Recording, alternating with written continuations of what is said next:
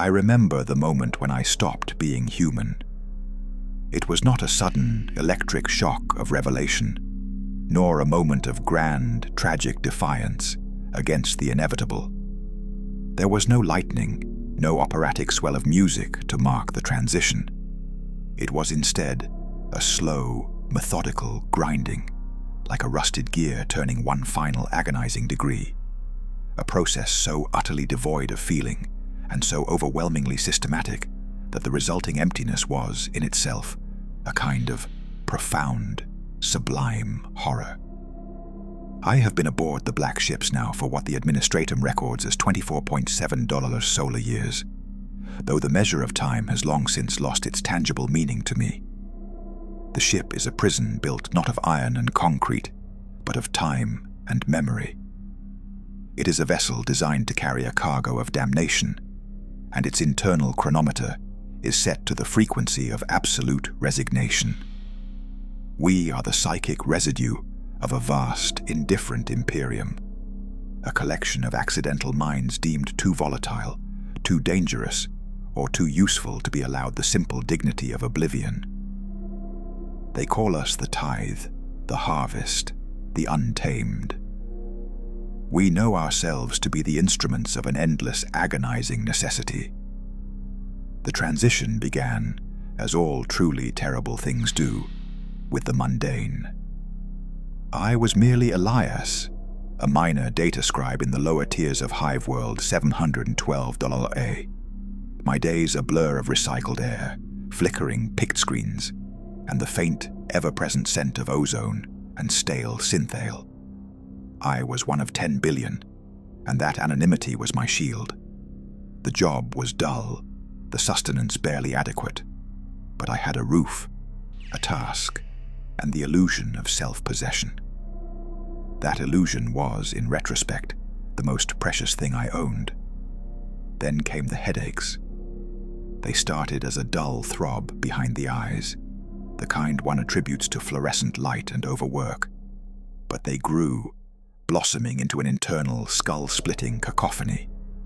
It was as if a million distant voices were whispering, then shouting, then screaming in a language I didn't know. A symphony of terror and need played exclusively in the confines of my own mind. I began to see things, shadows that weren't shadows, colors that defied the spectrum, and the shimmering, impossible outline of other people's most private fears. The world became translucent, and I could glimpse the horrifying, chaotic engine grinding beneath its veneer of order. I learned, too late, that this was not madness, but an awakening, a catastrophic, unbidden blossoming of the mind into the terrible, vast ocean of the warp. I was, simply put, a psyker. The system, that cold, efficient leviathan that manages all things in the Imperium, does not tolerate aberrations. It does not pause for personal tragedy or individual sorrow. It merely detects, processes, and extracts. The detection was clinical, a network of sensors within the hive's dampening fields, registering the unauthorized psychic discharge like a seismic tremor. The extraction was brutal. I recall the sound of heavy, armored boots echoing in the narrow, sweating corridors, the glare of searchlights, and the utter terror in the faces of my neighbors. Not terror for me, but terror of being associated with the abomination I had become. They were not malicious. They were merely rational. The price of proximity to the warp's influence is too high to risk sentiment. The arbitrators, their faces obscured by grim, impassive helms, were merely performing a bureaucratic function, and their efficiency was a cold testament to their faith. There was no anger in their movements, only inexorable duty. They used a low-level SI shackle, a crude but effective device that clamped down on the burgeoning storm within my head, reducing the universe back to a manageable, painful whisper. This device was the first step in the dismantling of Elias, the first physical manifestation of my new, tragic purpose. The pain was immense, not just the physical pressure on the temples, but the agonizing psychic constraint, like trapping a hurricane in a bottle.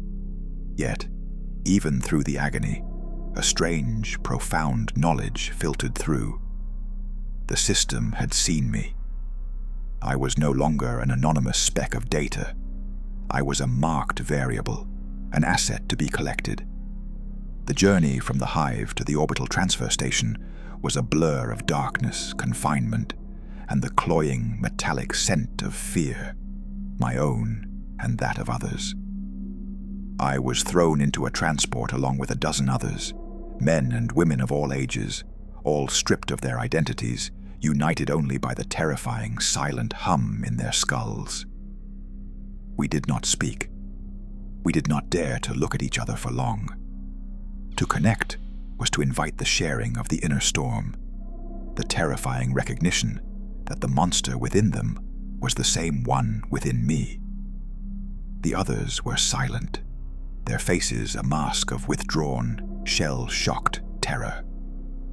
One young woman, no older than 16, whimpered incessantly, a thin, high-pitched sound that was more mechanical than human, until one of the guards, without breaking stride or changing expression, administered a chemical sedative.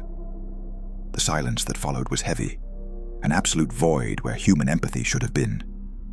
This was the first lesson of the tithe. Silence is survival. Emotion is an invitation to pain.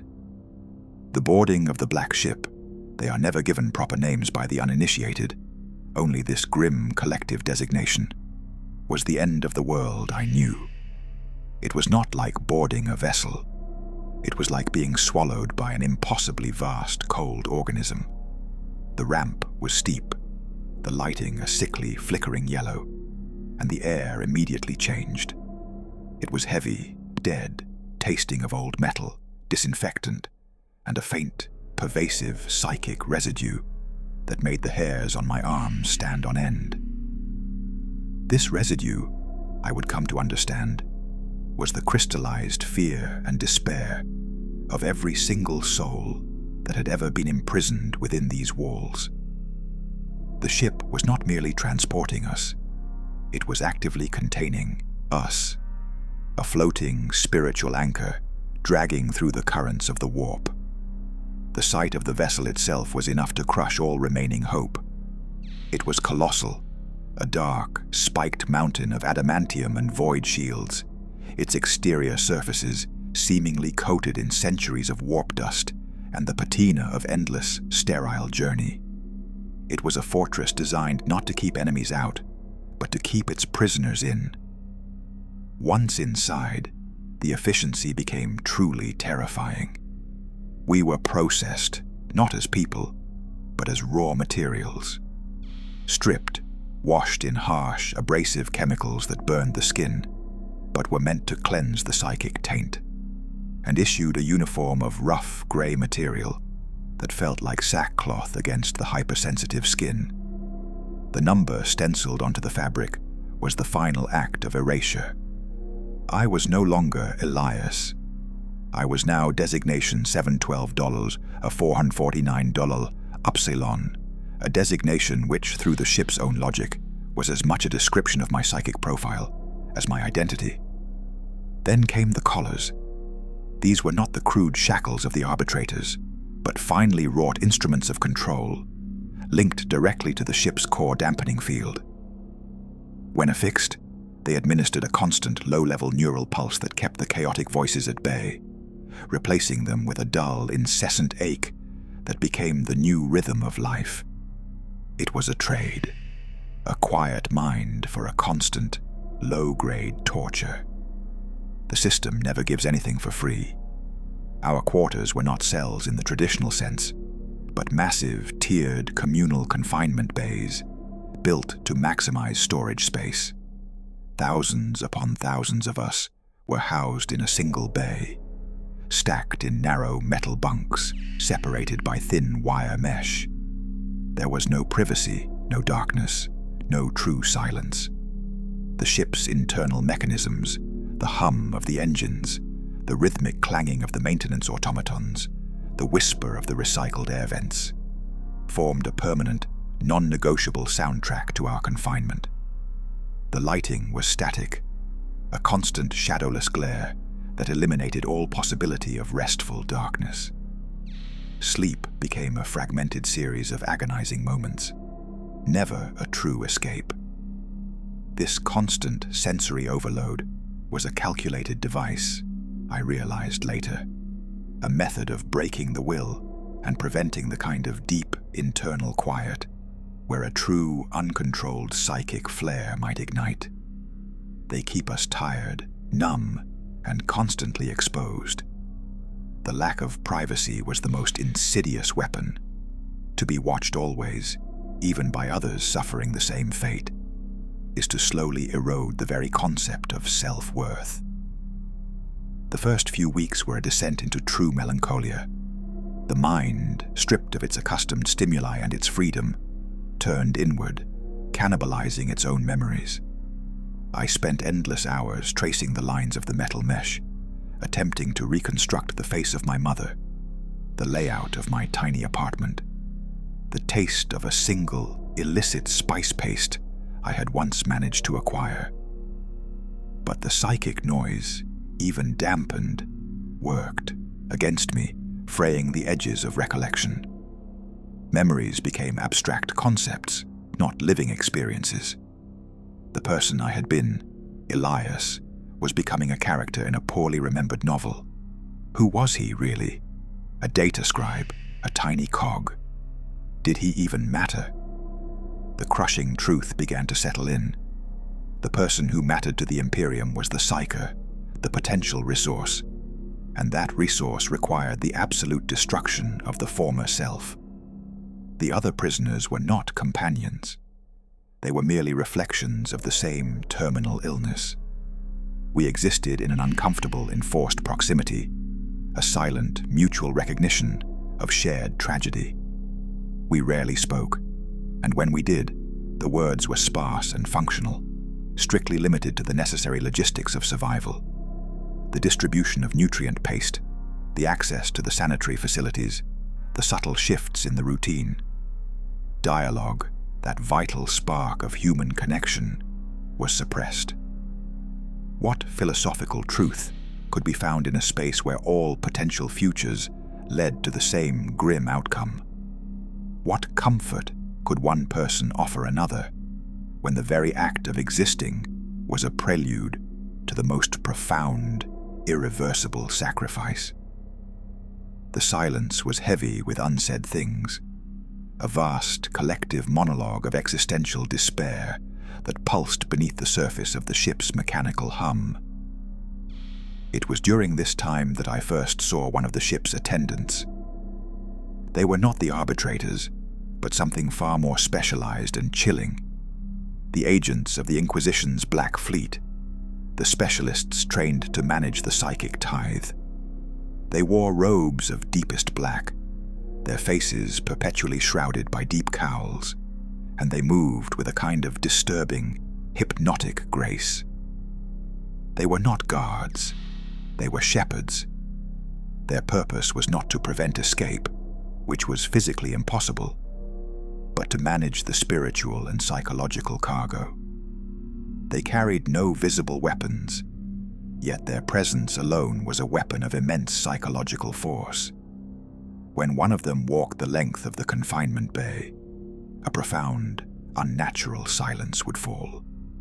The low hum of despair would momentarily cease, replaced by an absolute, terrifying quiet. I learned to recognize their psychic signatures, cold, disciplined, and utterly, profoundly empty of all individual warmth or doubt. They were instruments of the Imperium's will, perfectly honed and utterly terrifying in their devotion to the necessity of our existence. I once witnessed an incident, a brief, tragic act of defiance. One man, an older soul whose eyes held a flicker of intelligence that the system had not yet managed to extinguish, attempted to communicate.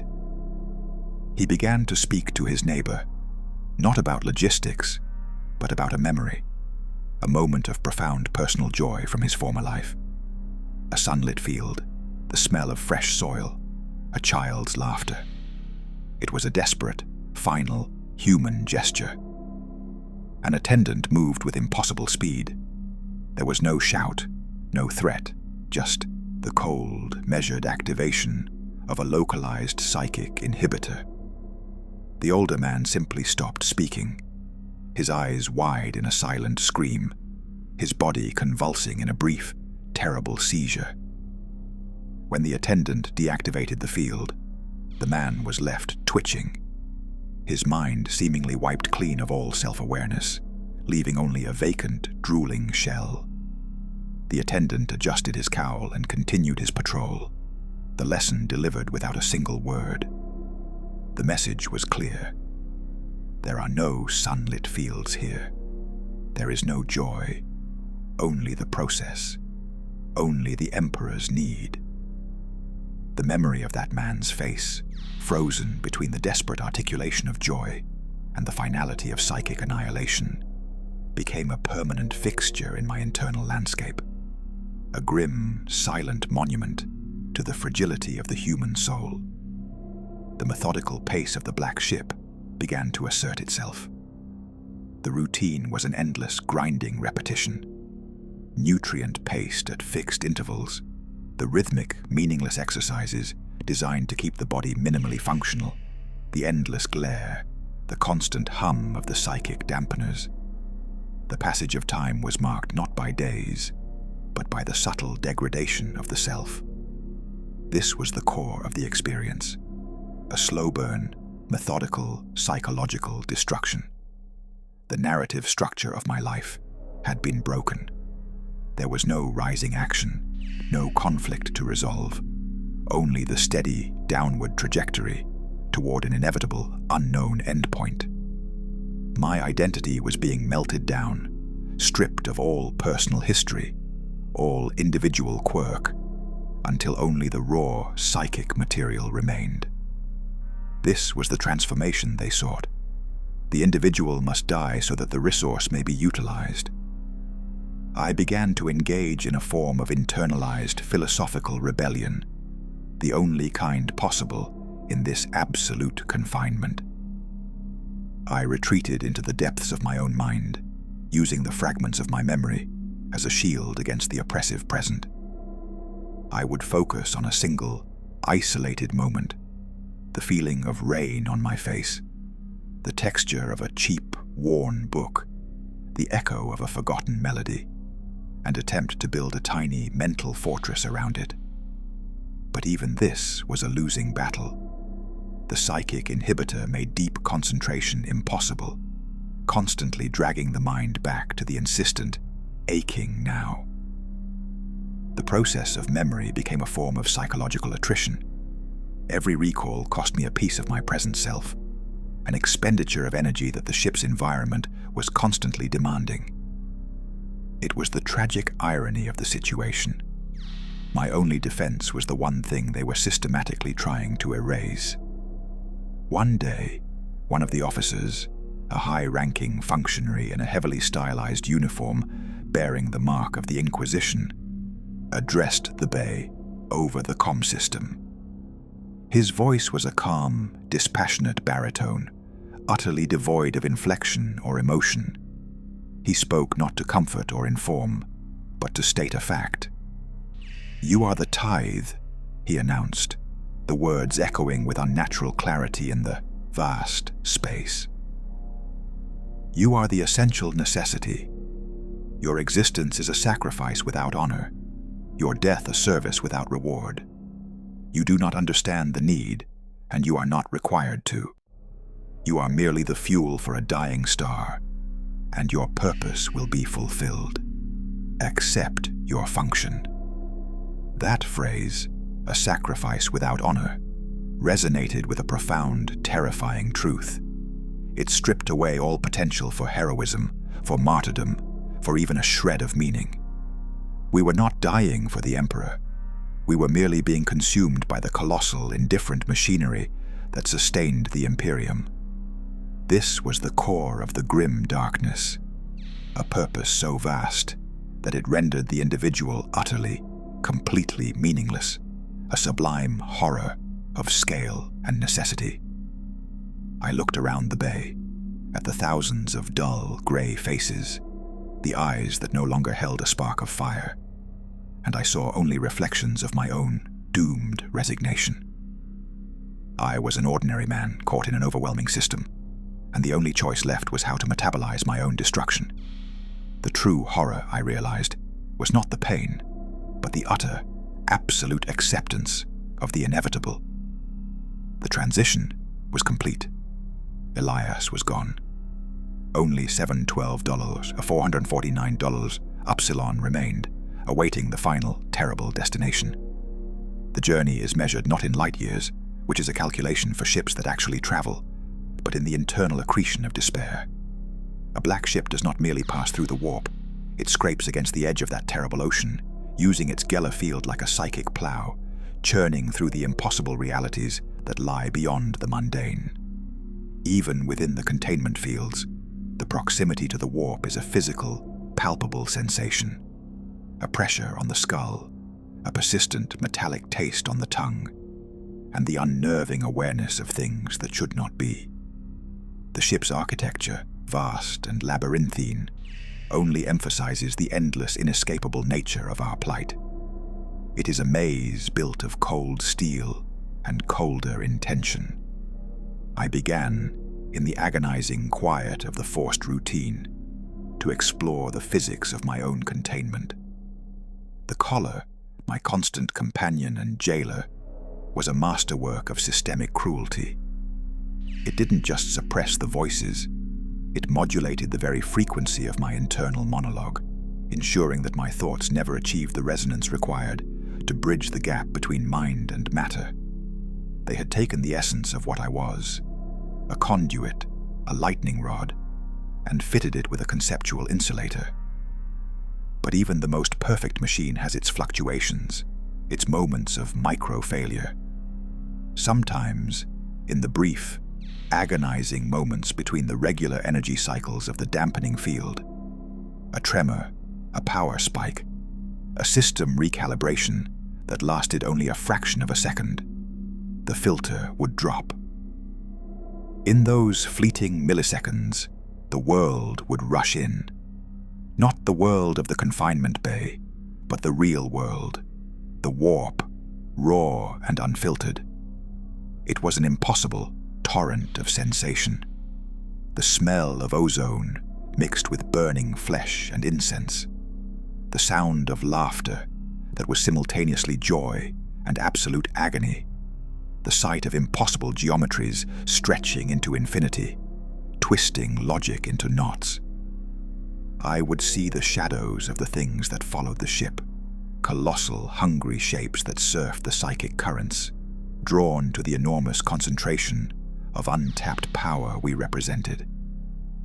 They were entities of pure malice, of ancient, hungry chaos, and their brief, terrifying presence in my consciousness confirmed the horrifying necessity of the Imperium's brutal methods. If we, the raw material, were left unchecked, the results would be cataclysmic, a localized tear in the fabric of reality. The cruelty of the system was built upon a foundation of absolute, undeniable existential threat. My interaction with the other prisoners remained minimal, dictated by the grim etiquette of the condemned. There was one man, however, a former priest of the ecclesiarchy, marked by the deep burn scars on his hands and an air of profound, broken intellectualism. He was designated 5-on-1 beta 102 row. We were housed in adjacent bunks, separated by the thin wire mesh, yet oceans apart in our isolation. He was one of the few who still attempted to retain the trappings of his former existence. He would whisper, not prayers of hope, but litanies of resignation, his voice a dry, rasping sound against the persistent hum. One nutrient cycle, he broke the unspoken rule of silence. He leaned close to the mesh, his scarred eyes wide and glittering with a terrible clarity. He did not speak of home or memory. He spoke of purpose. "The throne," he rasped, the word a reverent curse. "Do you know what it truly demands? $449 upsilon. We think of it as a great, shining truth, a source of light. But the light needs fuel. And what is fuel? That which is burned, consumed, reduced to nothingness. They tell us we are a tithe, a tax on our worlds. But we are more than that. We are a continuous, agonizing sacrifice to prevent the final darkness." I did not move. I did not dare to look away from the synthetic nutrient paste in my bowl. To engage was dangerous. To understand was worse. "They teach the masses to fear us," he continued, the sound of his voice dangerously loud in the oppressive silence. "The unsanctioned, the witch. They do this because they cannot tell them the truth, that we are the only thing standing between them and the tearing void. We are the damned who save the undamned. Is there a greater irony, Elias?" He used my old name. The sound of it, the simple human identifier, was a profound shock, a violation of the ship's silent contract. I felt the cold, creeping awareness of the attendant's presence intensify, a prickling sensation on the back of my neck. "Silence," I managed to whisper, the word dry and difficult. "You will draw attention." "Attention?" He gave a short, terrible chuckle that held no humor. "We are already the absolute focus of the void, friend. We are the bait. They watch us not to keep us safe, but to ensure the harvest is maximized. They want us to burn with a clean, controlled flame. But the fire inside us, the fire is chaos." Before I could respond, a nearby monitor screen, which usually displayed only the time code and air temperature, flickered and displayed a single red glyph, an Inquisition sigil of extreme urgency. 501 $, Beta 102. Rowe immediately shrank back, his brief moment of intellectual rebellion extinguished by the cold, immediate threat. The attendant, moving as swiftly and silently as a shade, was already there. He did not speak to the priest. He merely adjusted a dial on the collar around $102 Rowe's neck. The man made a choking sound, his eyes rolling back, and a thin line of foamy saliva appeared at the corner of his mouth. The energy surge was contained, localized, precise. When the attendant moved on, $102 Rowe was unconscious, his body slack. The memory of his words, however, had taken root, a dark seed in the barren soil of my resignation. We are the damned who save the undamned. This concept, the tragic irony of our purpose, became the focus of my subsequent introspection. The Imperium demanded psychic stability, a bulwark against the warp. To achieve this, it required psykers, us, to power the Astronomicon, the Emperor's guiding light. But the act of collecting and using us was inherently monstrous, a monstrous means to a desperate end. We were the poison that served as an antidote. We were the chaos that brought order. This situational irony was a profound form of torture, a philosophical knife twist. There was no escaping the equation. Our suffering was necessary for the survival of billions. But necessity does not equate to morality. The ship itself became my extended metaphor, a vast, complex organism built around the principle of existential dread. The sound of the machinery was the sound of a universe grinding to a halt. The recycled air tasted of recycled sins. The walls were cold and indifferent, the true masters of our fate. There were no windows, no glimpse of the void outside.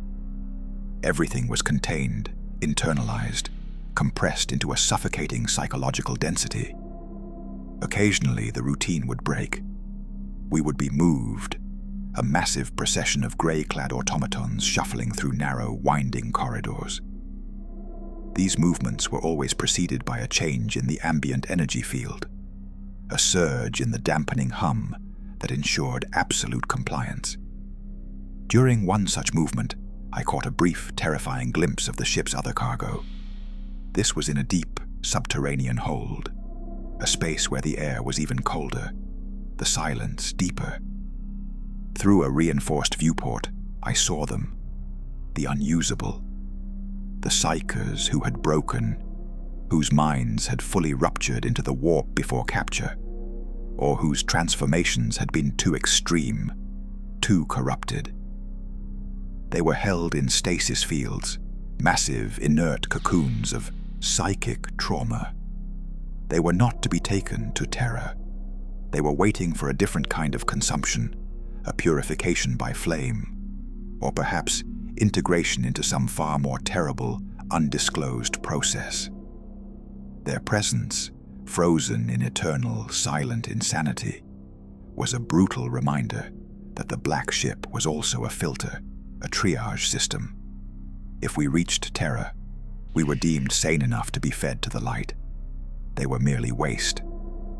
The sight of the unusable did not bring fear, but a strange, melancholic pity. They had, in a way, achieved an escape, a final removal from the logical, grinding cruelty of the Imperium. They were gone, dissolved into the chaos they contained. We, the usable, were trapped in the long, agonizing middle ground, the period of being fully aware of our fate, but still intact enough to feel the weight of our inevitable end. I preferred the knowledge, the grim resignation, to their final, chaotic oblivion. The awareness of my own impending consumption was the last, desperate act of self-possession left to me. I focused on the details of my own physiological degradation. The nutrient paste had stripped away all but the most basic caloric need, leaving my body thin, fragile, and utterly devoid of sensual pleasure. My eyes, constantly exposed to the artificial glare, ached and watered. But the most profound change was the restructuring of my consciousness. The constant use of the psychic dampener had created an internal scar tissue, a kind of mental callus. The chaotic whispers were now fainter, more distant, confined to the brief moments of system failure. My mind was quieter, more disciplined, less human. I could focus on abstract concepts with a terrifying clarity, analyzing the logistical poetry of the ship's function, the necessary cruelty of its design. Elias, the man who worried about rent and synthetic ale, was gone. $712 of 449. Upsilon, the analytical consciousness, was taking hold.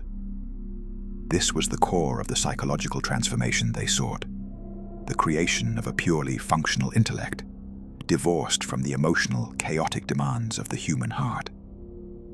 The attendant's role was not to crush us physically, but to forge us psychologically into a consumable resource.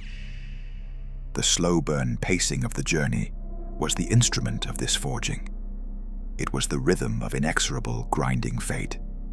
It left no room for hope, which is the most chaotic of all human emotions. Hope leads to defiance, defiance to uncontrolled psychic rupture. The system demanded compliance, and compliance was the final, terrifying resignation that there would be no rescue, no escape, and no reward. Only the final, necessary consumption. I was ready to be burned, but the burn would be methodical, functional, and tragically, eternally useful. The light was calling, and I was the fuel. Part 3 of 5. The deeper we progressed into the void, the more profoundly the ship's environment seemed to internalize the external reality of the warp. It was as if the vessel itself, through its continuous transit, was becoming less a machine of the Imperium and more an extension of the terror it contained.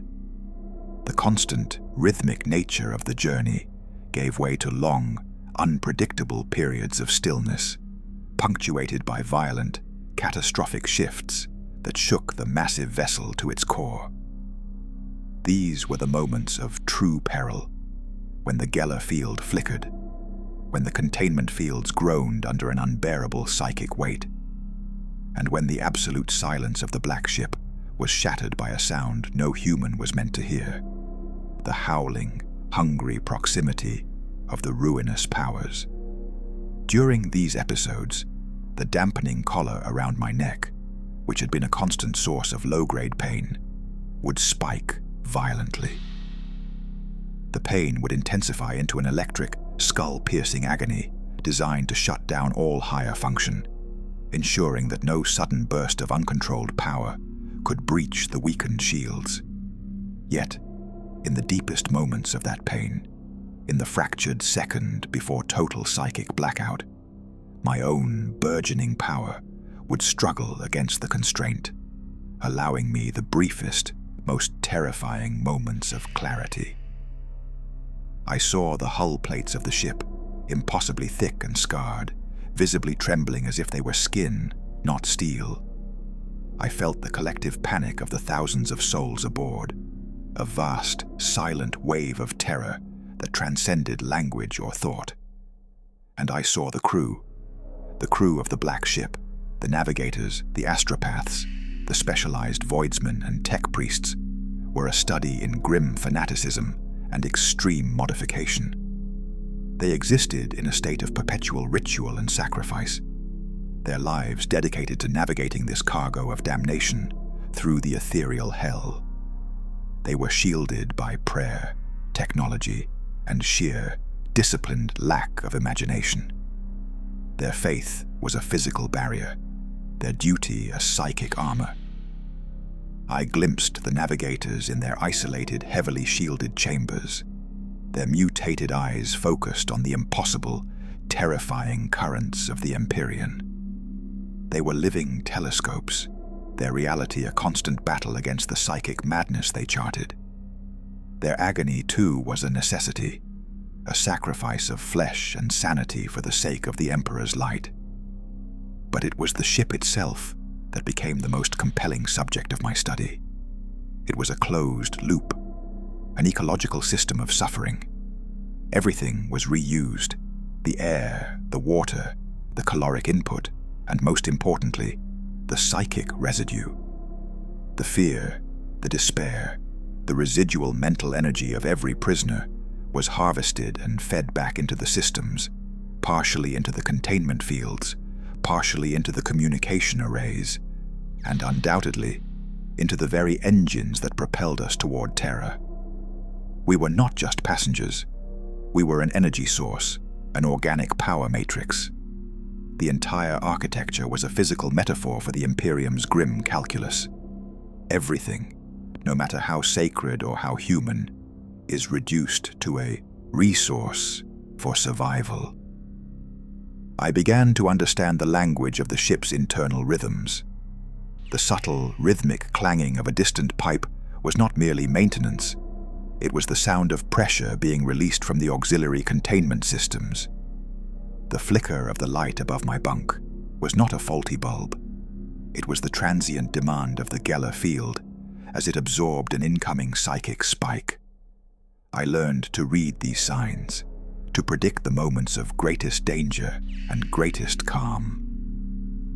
This knowledge brought no comfort, only a deeper, more profound sense of resignation. To understand the mechanism of one's own torture is the final step in the acceptance of its inevitability. My adjacent bunkmate, the former priest, $501 beta $102 row, remained in a state of dull, vegetative compliance following his localized punishment.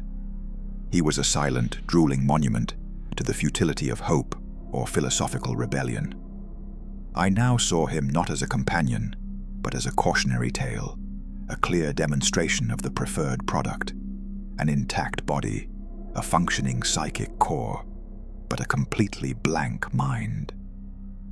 They had achieved the perfect balance, maximum utility with minimum risk of rebellion. During one of the quiet periods, a profound internal silence descended upon me. The constant ache of the collar seemed to recede, not because the power had lessened, but because my own mind had adjusted, reaching a state of equilibrium with the constraint. In this fleeting moment of internal peace, I experienced a unique form of psychic empathy with another prisoner. It was not communication in the conventional sense, but a powerful, intrusive flash of another's experience, filtered through the ship's weakened defenses. The flash belonged to a small, frail woman housed in a far-off section of the bay. I saw, with impossible clarity, the last moments of her life on her home world. A garden lush with non-native, vibrant green foliage, the scent of fresh rain and exotic blooms, the feeling of her child's small hand in hers. It was an image of such pure, heartbreaking beauty that it felt violently alien in the sterile confines of the black ship. And then, the memory dissolved, replaced by the terrifying, ultimate horror of her final moments on the vessel. A sudden, overwhelming surge of psychic consumption, a feeling of being pulled apart, atom by atom, into a great, demanding darkness. The vision ended with a shock that left me breathless.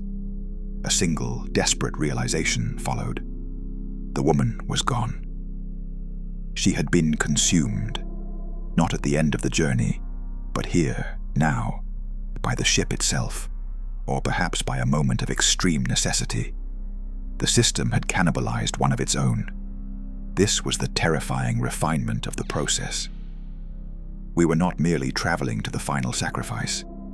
We were engaging in a slow-motion, continuous attrition, a weeding out of the psychically weak, the unstable, the necessary consumption of the few to protect the many.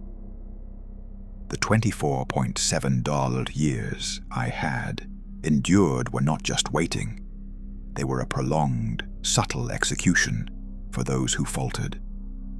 The ultimate destination was merely the final stage of an ongoing, slow-motion consumption. I reflected on the irony of the sensory experience. The external reality was one of cold, brutal mechanics, steel, wires, disinfectant.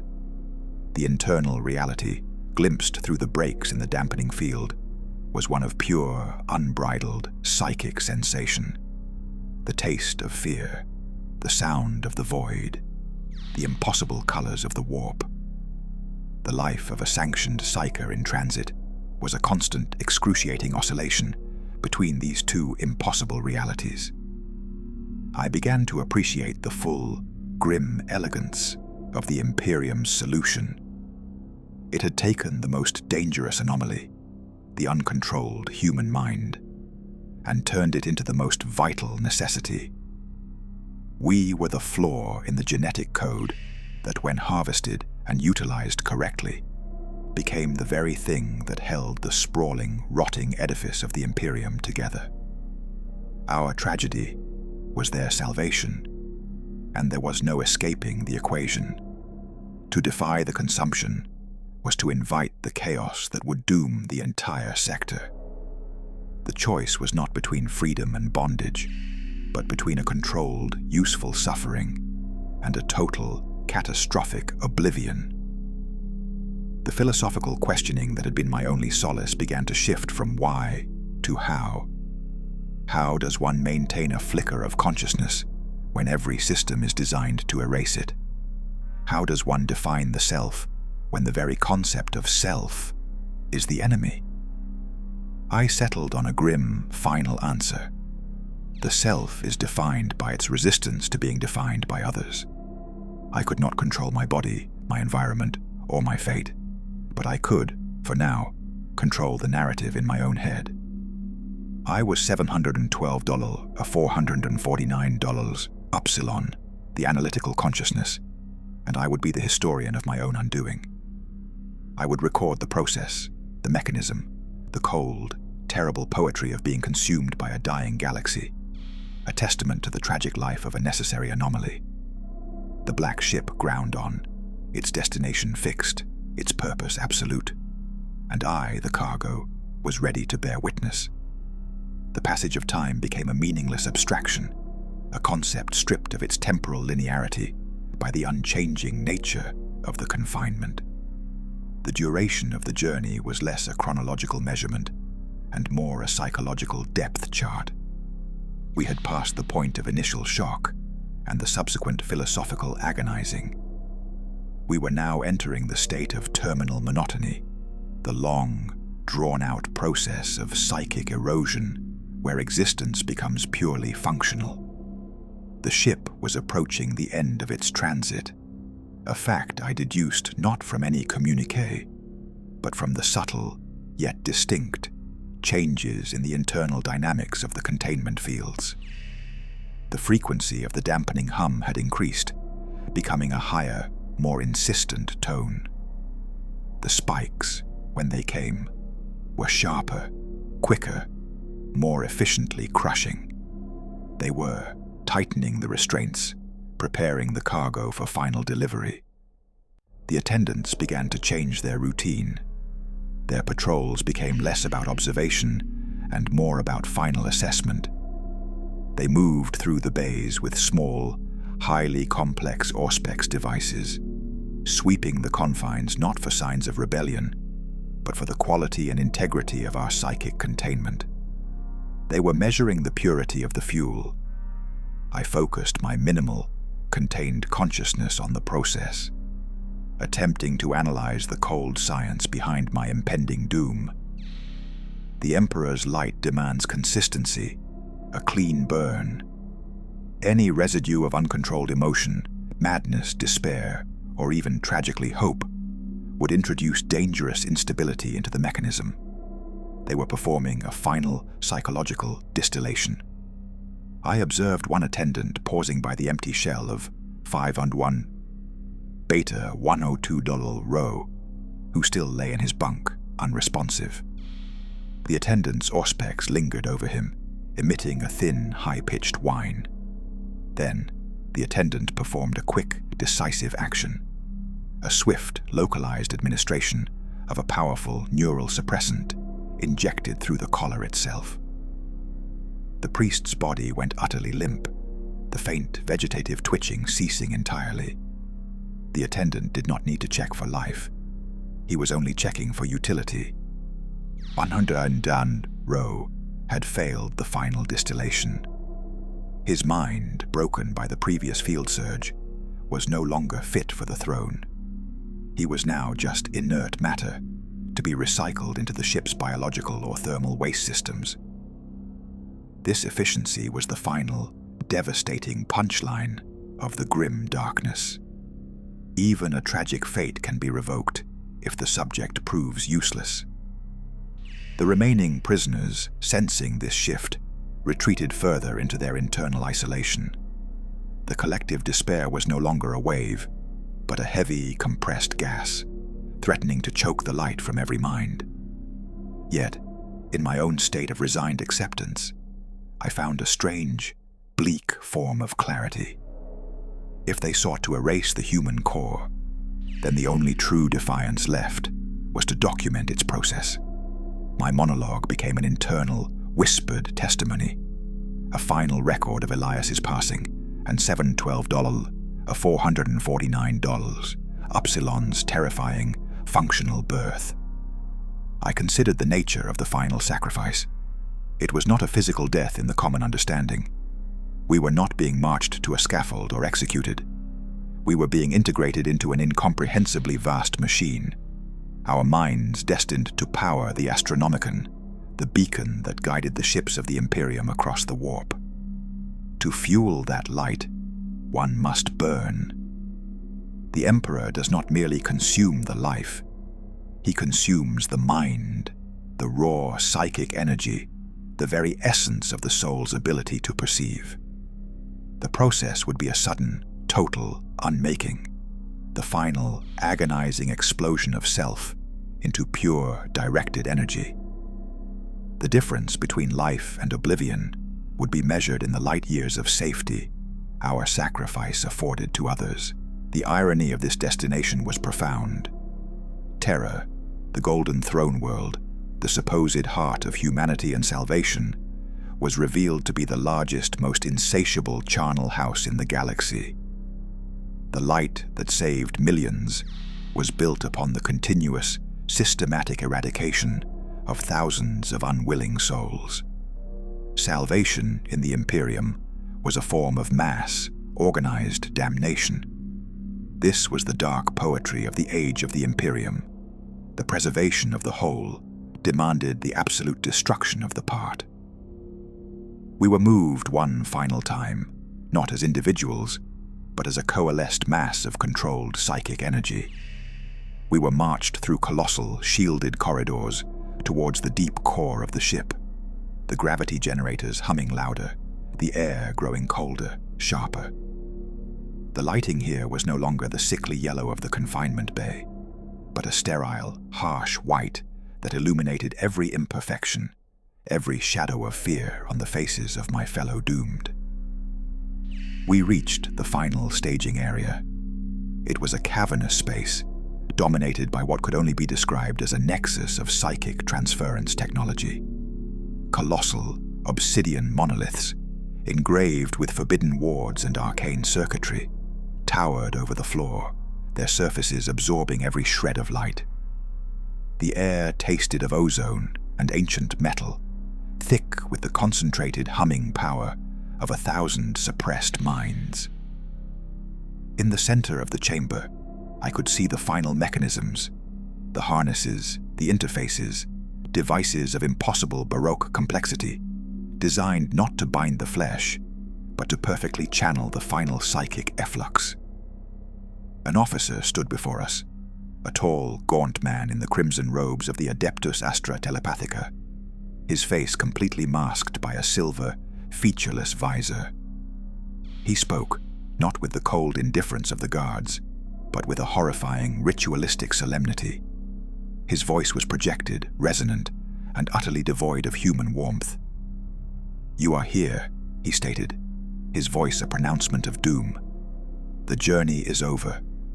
The tithe will now be paid. Do not seek meaning in this end. There is no meaning, only necessity. You are not martyrs, you are not heroes. You are merely the energy required to extend the grace of the God Emperor for another moment. Surrender your minds.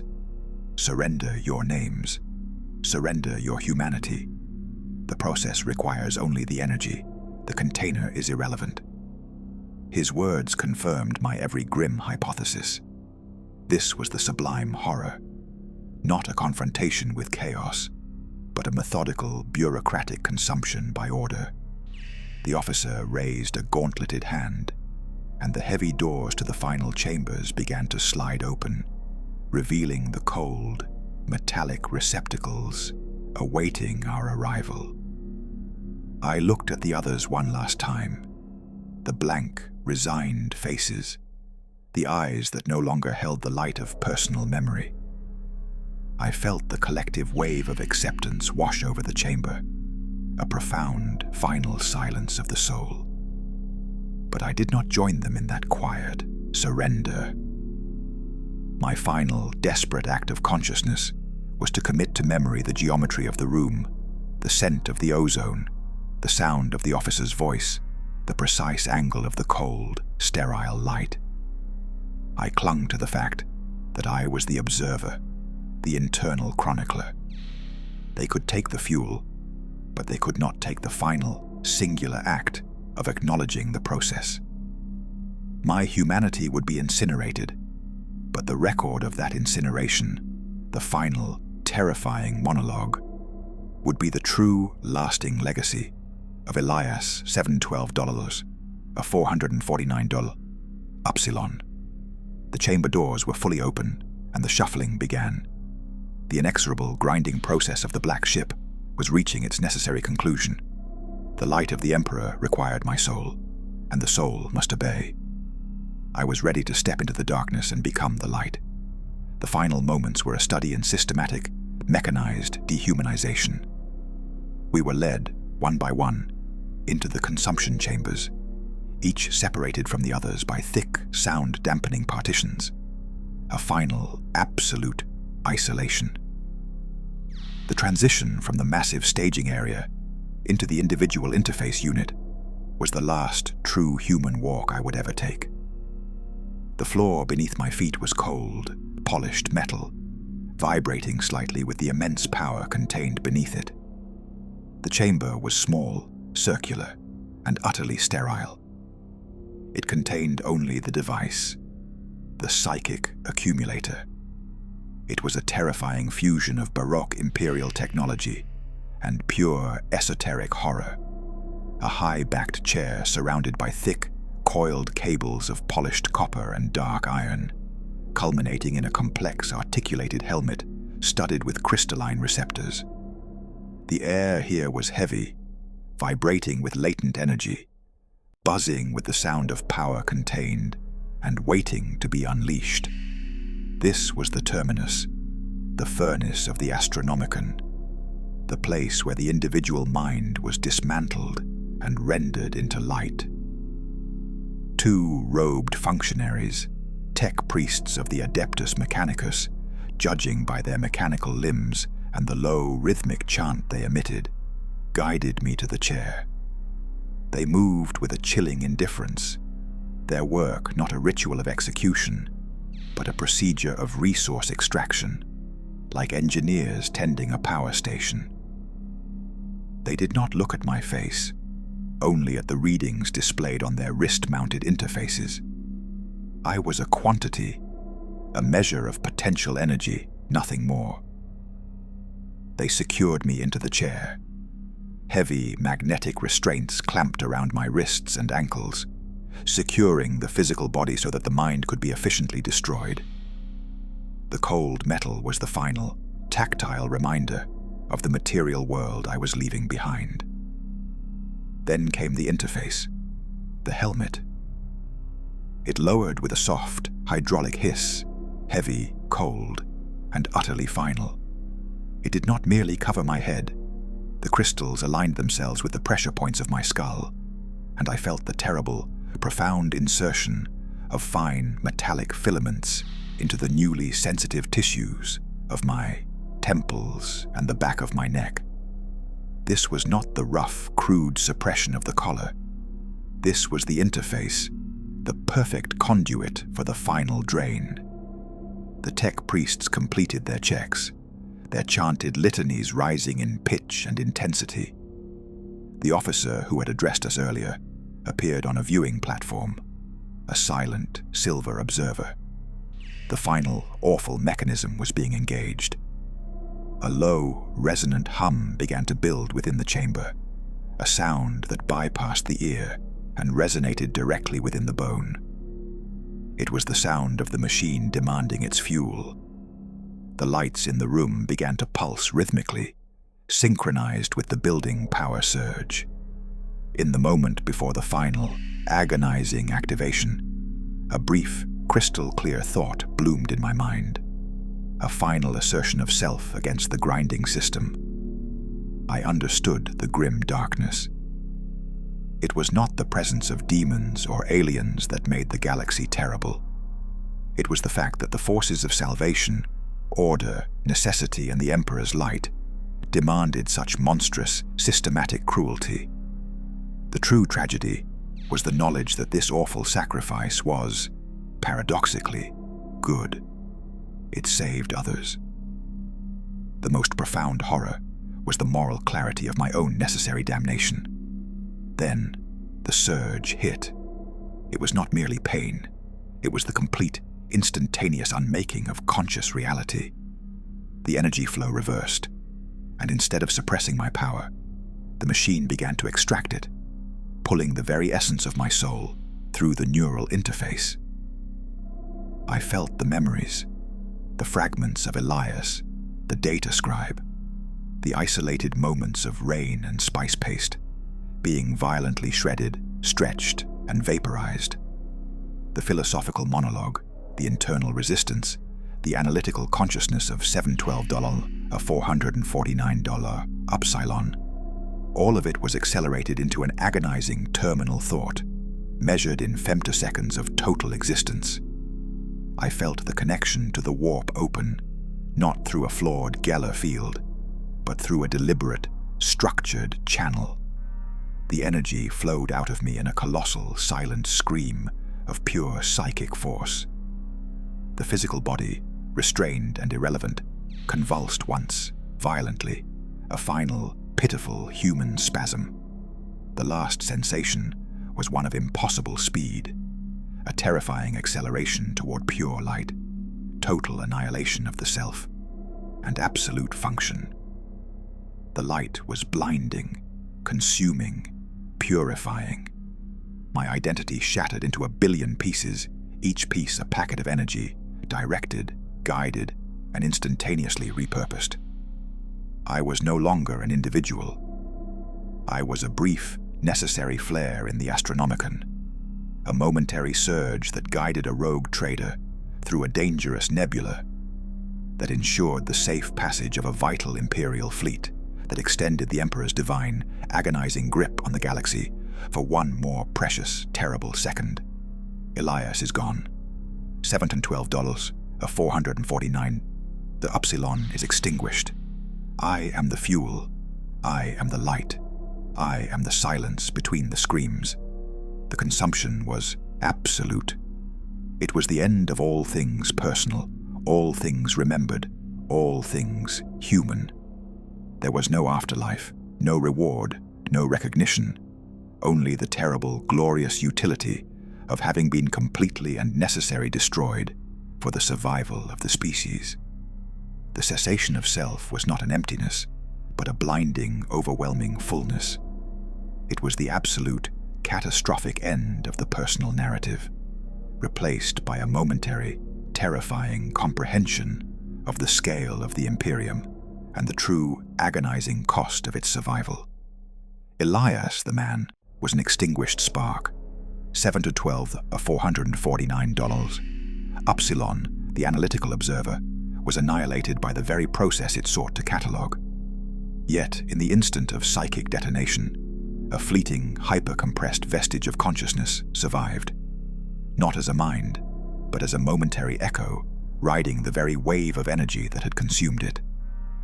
This vestigial echo, trapped in the sublime physics of the transference, experienced the final fate with a horrifying, unprecedented clarity, becoming an infinitesimal, unthinking part of the light itself. The sensation was one of impossible velocity, a pure acceleration away from the material confines of the black ship and through the established conduits toward the ultimate destination. I was no longer an entity. I was a focused beam, a scream of energy channeled through arcane architecture and stabilized by the disciplined wills of the Adeptus Astra Telepathica.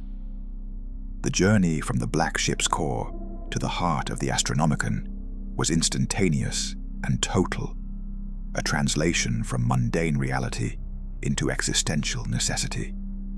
Then came the impact, not a collision of matter, but a fusion of power.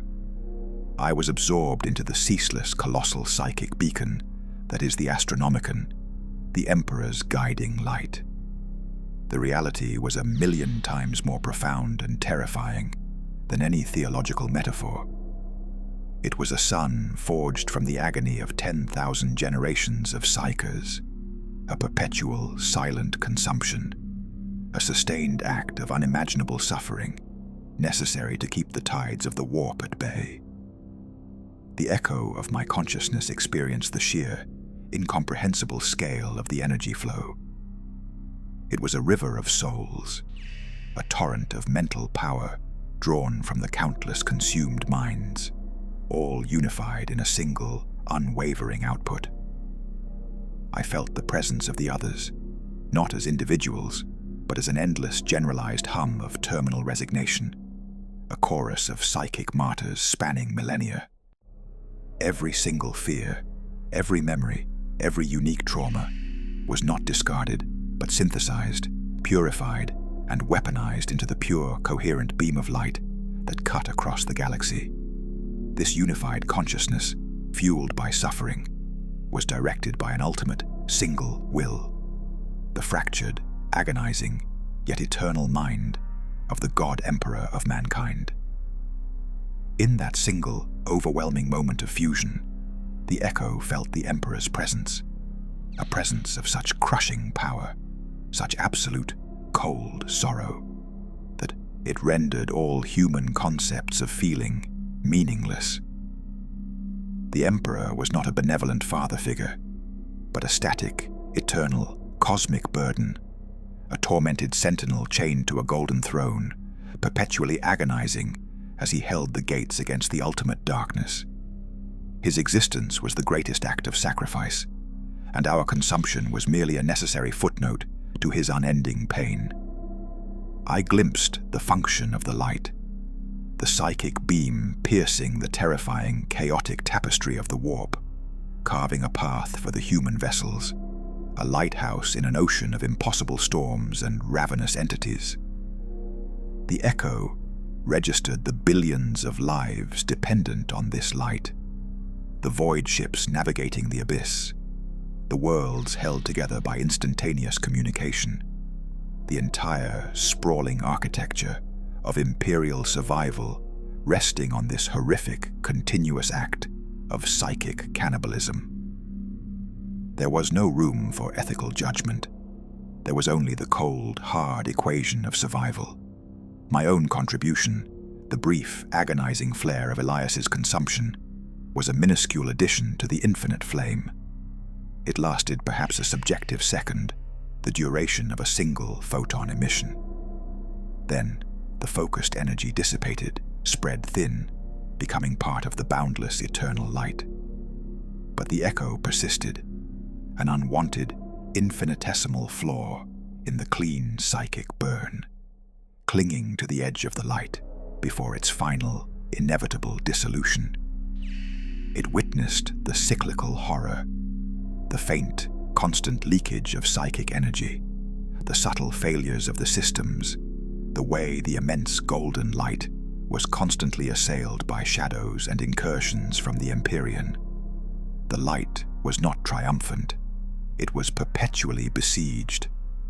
The Echo, now riding the distant, fading current of my own extinguished energy, was pulled away, no longer toward the light, but toward the peripheral mechanisms of the vast complex, the maintenance systems, the redundant psychic regulators, the machinery that managed the waste. And this was the final, most profound horror, the realization that even in total annihilation, there is no true end. Nothing is wasted. The spent psychic remnants, the spiritual ash of the consumed, were not simply cast off into the void.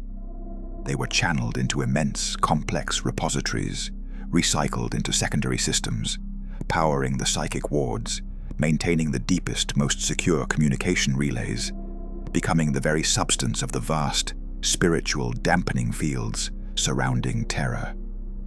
I am not merely the light, I am the residue.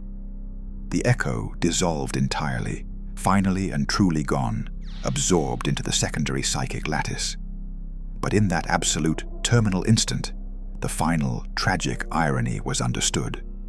The true, ultimate purpose of the human soul in the Imperium is not just to burn, but to be utterly, completely utilized, leaving behind no trace of self, existing only as a functional component in an endless machine of necessary atrocity.